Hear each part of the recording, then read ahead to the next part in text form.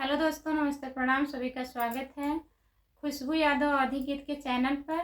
तो मैं आज आप लोगों के बीच में गारी गीत सुनाने जा रही हूँ। इस टाइम लगन चल रहा है और सब लोग गाते भी हैं, तो आप लोग बुरा मत मानिएगा हमारे गारी गीत के ऊपर।